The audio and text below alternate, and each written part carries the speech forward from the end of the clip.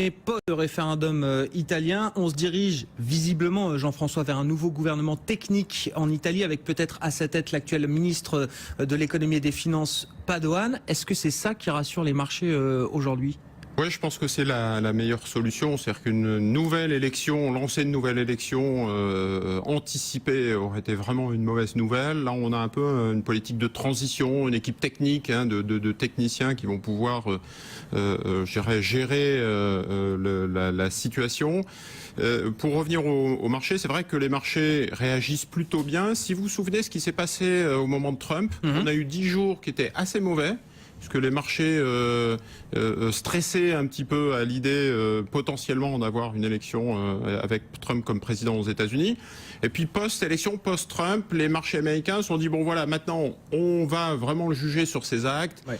Le stress, c'était pas un ouf de soulagement, mais on s'est dit voilà, on va vraiment revenir de manière pragmatique au business et aux affaires.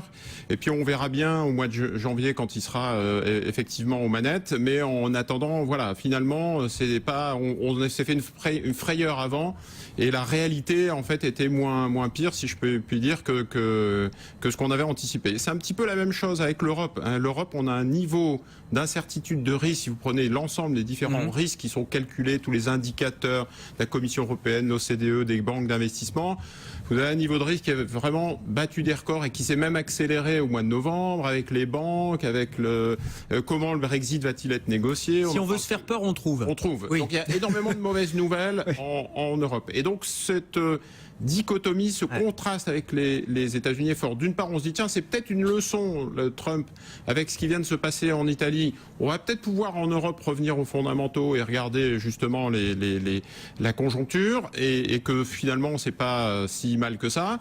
Et deuxièmement, voir si ce spread entre les États-Unis et l'Europe peut se résorber. Vous prenez tous les grands indicateurs, les taux d'intérêt. On est à 2,40, 2,42% sur le 10 ans américain. On est à 0,30 sur le 10 ans allemand. Le spread n'a jamais été aussi fort, élevé depuis les années 80. On bat des records puisque c'est de l'ordre de plus de 2,10%. Donc ça, les marchés obligataires, j'allais dire, nous lancent un message en disant, c'est vraiment l'euphorie côté États-Unis. On a un cycle d'inflation. Deux histoires différentes. Deux histoires complètement différentes, avec au contraire la zone euro qui est engluée dans encore une déflation. C'est ce qui semble dire le marché. Les devises, hausse du dollar. Les crédits, baisse des spreads sur le crédit américain, hausse des spreads sur le crédit européen, avec notamment les bancaires en tête. Les actions, plus 10% sur les États-Unis depuis le début de l'année, moins 8% sur l'Europe depuis le début de l'année, etc., etc. Vous égrenez les flux de collecte. Ça collecte encore sur les actions américaines, ça décollecte encore sur les actions européennes. On joue très clairement une histoire de croissance et d'inflation aux États-Unis. On le voit à travers tous les indicateurs que vous nous donnez, Jean-François. L'histoire européenne, effectivement, elle est encore différente. Alors, je crois que tout le monde s'accorde à dire que là où il y a le plus de potentiel, c'est sur les actions européennes. Oui, mais il y a cette zone d'incertitude, de risque politique notamment, qui freine sans doute encore l'appétit pour cette classe d'actifs vis-à-vis notamment des grands investisseurs internationaux. On continue d'en parler nettement. Plus de 20 points de base la semaine passée par rapport au taux allemand notamment. Donc on revient juste au niveau de 2% de rendement pour la dette italienne à 10 ans, avec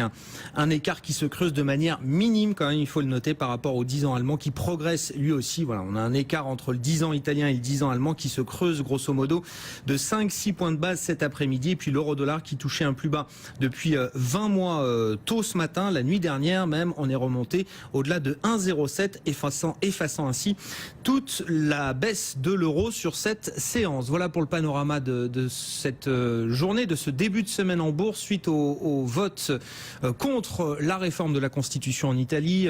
Jean-François Bain, on vous retrouve. La question que vous posiez tout à l'heure, est-ce que désormais que le référendum italien est derrière nous, est-ce qu'on peut espérer enfin, au moins pour la fin de l'année, un rallye de fin d'année, et un rallye qui profiterait plus aux actions européennes qu'à Wall Street ?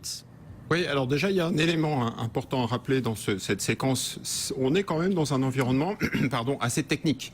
C'est-à-dire que la BCE a bien déclaré la semaine dernière qu'elle était là pour empêcher tout dérapage sur les taux et sur les actions.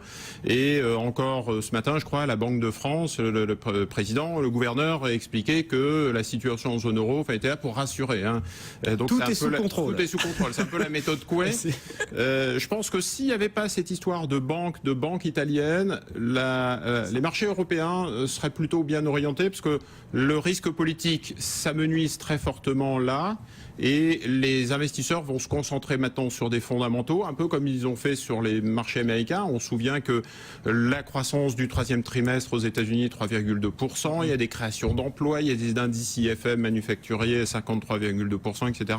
Et quand on fait le tableau des fondamentaux en zone euro récemment, c'est plutôt vert, on est plutôt acheteur. C'est-à-dire que le taux de chômage qui baisse en dessous de 10%, le rebond du crédit bancaire récemment, donc qui augmente de 1,8%.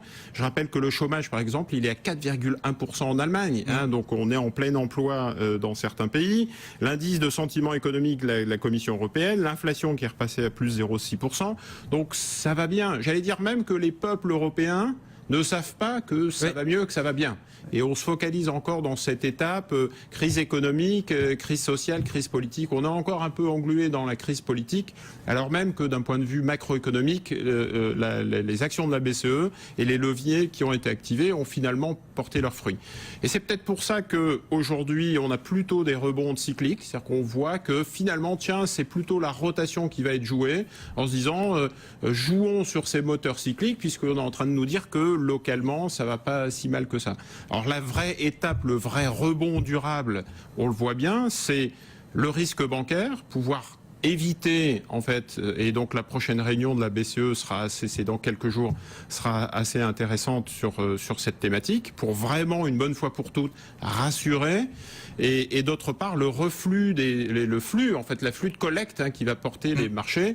Difficile d'anticiper une hausse durable, passer cet épisode un peu technique, sans retour des investisseurs. Est-ce qu'on a une fenêtre de tir de quelques mois quand même pour les actions européennes, dans le sens où ça y est, le référendum italien est passé, c'est la victoire du non, c'est ce que le marché anticipait. On va voir comment est-ce que la situation politique évolue, mais visiblement un gouvernement technique semble satisfaire les marchés à ce stade. Est-ce que ça offre une fenêtre de tir quand même pour voir des investisseurs revenir en termes de flux sur les actions européennes, ou est-ce que d'ores et déjà, de manière immédiate, ces mêmes investisseurs ont en tête le calendrier 2017 et notamment l'élection présidentielle française en mai 2017?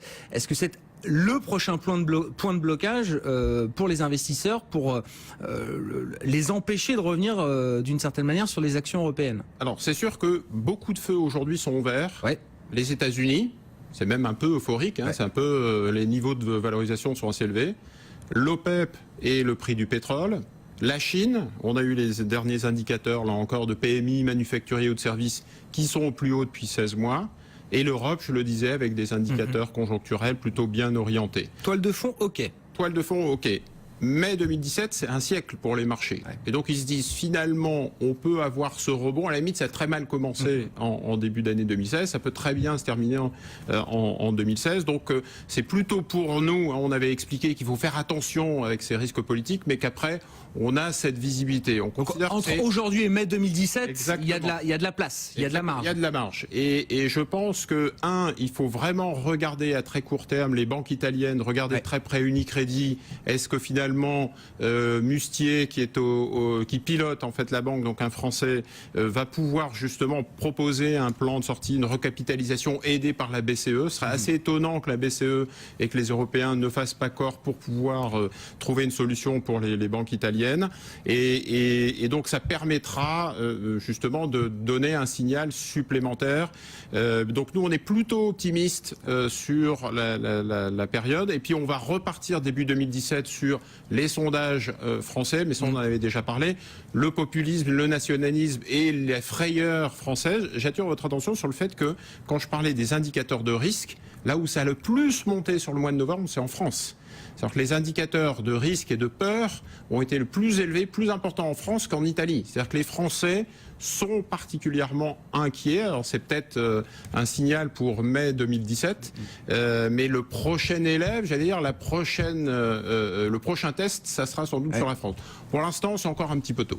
C'est un petit peu tôt, effectivement. Et bon, sur la France, il n'y a pas de tension particulière quand on regarde le marché obligataire. On sait que les écarts se sont un peu creusés, mais c'est vrai pour l'ensemble des pays. La dette française qui reste sage cet après-midi, sous les 0,80% de rendement. Yannick Lopez est avec nous à présent par téléphone, responsable de la gestion de taux. Vraiment pour signaler en fin d'année, c'est que d'une part, en Europe, la BCE reste à la manœuvre et on le voit bien pourquoi. Et donc les injections de liquidités ou les programmes ou les communications sur le marché empêchent toute baisse très forte, tout risque extrême sur les marchés, puisqu'on sait, les intervenants, c'est don't fight the ECB, il y a la BCE qui sera toujours là. le put de Draghi. Donc ça aseptise la volatilité. Inversement, sur la Fed et sur les États-Unis, ce qui prime aujourd'hui, c'est les déclarations de Trump, c'est le policy mix, c'est la politique budgétaire de Trump, et la Fed est passée au second plan.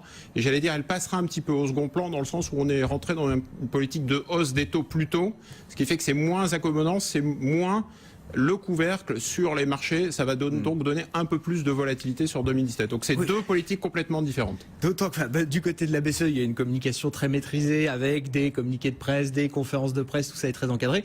Du côté de la communication de Donald Trump, oui, même au-delà des mots, ce sont les tweets de Donald Trump qui font la politique américaine aujourd'hui. Mais c'est complètement imprévisible et ça tweet dans tous les sens. Donc c'est donc un peu plus volatile. On peut en rigoler parce que ça nous fait rire effectivement qu'un président dirige comme ça un pays sur Twitter, mais d'une part c'est le cas et d'autre part ça pose quand même un certain nombre de questions sur les règles ou la grammaire diplomatique entre différents pays. Et l'impact sur les marchés. Ouais.